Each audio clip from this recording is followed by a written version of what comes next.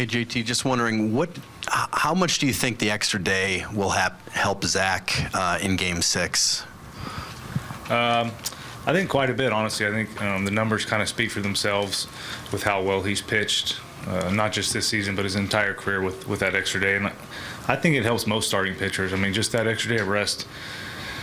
I don't know. I've never been a starting pitcher, so I don't know exactly how to define it, but they always seem to do a lot better and feel a lot better with that extra day. And if the velo isn't what it was in those first 4 postseason starts, what kind of gives you the confidence that he can go out there and compete at a high level? I mean, Zach's a competitor. Even in his starts this season when his velo hasn't necessarily been as high as it always is, he always competes for us. He's got the stuff to get the job done, whether his velo's at 90, 98 or not. He's got. As long as he's got his command and then he's able to attack the strike zone and work ahead of hitters, I'm not too worried about the velo. Jesse in the third row on your right, JT. I'm assuming Rob wasn't much different after last night's loss, but what did he try to lighten the mood for a moment there after getting no hit? Was he any different at all when he came in there?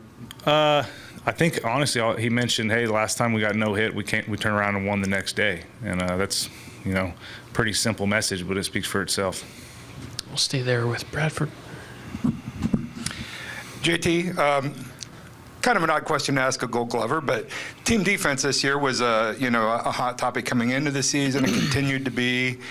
But from your perspective, how have you seen that evolved as the season has gone along? And what have you seen during the postseason, how the defense has contributed to this run? Yeah, I mean, I feel like all season long our defense has continued to get better and better. The guys have put in a ton of work with the coaching staff. They're out there every single day grinding. The infielders are out there taking early ground balls. The outfielders are getting reads, throwing to bases. There's been a lot of work that's gone into it, and we're definitely a better defensive club today than we were 2 or 3 months ago, and that's a testament to how much work the staff and the players have put in. It wasn't supposed to be one of our strengths coming into this season, obviously, but I feel like our defense, the way we played this postseason, is a huge reason why we're still playing today, because they've shown up every single day and made a lot of plays for us. Up front, Matt. Can you speak to the importance of this game, your last home game of the year? Yeah, I mean, at this stage, every game is extremely important. They all mean a lot. Every win is one step closer to the ultimate goal. So, it's really important for us to after yesterday's game to try to get the momentum back on our side, heading back to Houston. It's obviously a great team we're playing over there, and we don't want to go back to Houston down a game. Obviously, today's a really big game for us. Up front on your left. You tagged Justin Verlander for 5 runs in Game 1. What's your approach now here in Game 5? I think we just have to put good at-bats together, continue to do what we do as a team, and see pitches, swing at good pitches, and good things will happen for us. He's obviously a great pitcher over there. We were able to kind of get him in the last couple innings that he was in there, and if we just have a good approach and put the ball in play, obviously, pass the baton to the next guy and just have that mentality and just grind out at-bats, we should be good to go.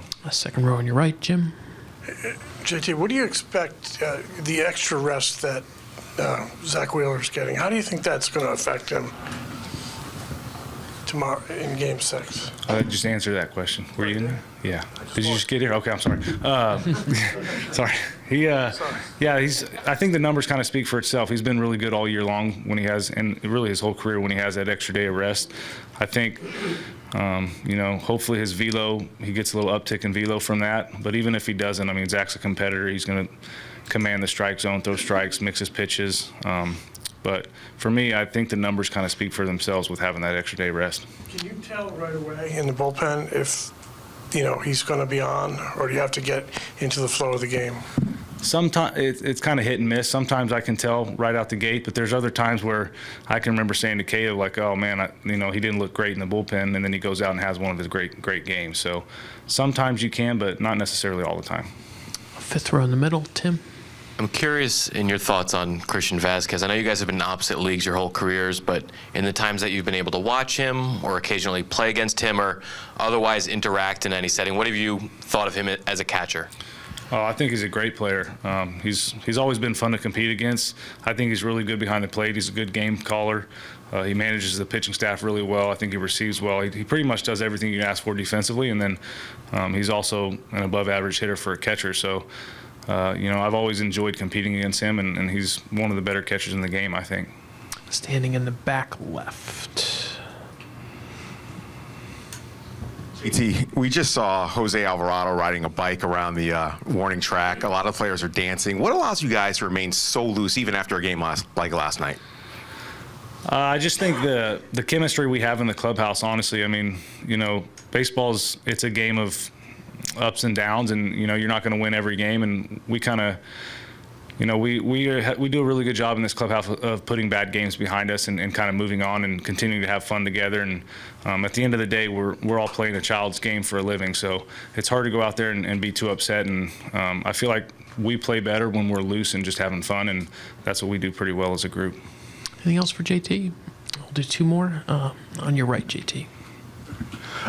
Noah's one of the rare players on this roster that's been in the World Series before, obviously getting the start tonight. What's his attitude tonight, and what kind of attitude has he brought to the clubhouse in such a situation tonight? Yeah, Noah's been great for our clubhouse. He's kind of, ever since he come over, he just gelled right away, kind of blended in, immediately. He really gets along with the young guys well. He kind of spits with them quite a bit, and I think on the mound, he's been a guy for us that's taken the ball and done well every time we've given him the ball. He's pretty consistent. He throws the ball over the strike zone a lot. He's going to attack hitters.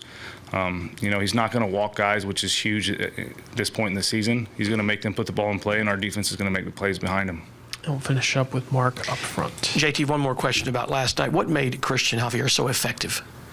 I just think, for me, he stayed out of the middle of the plate.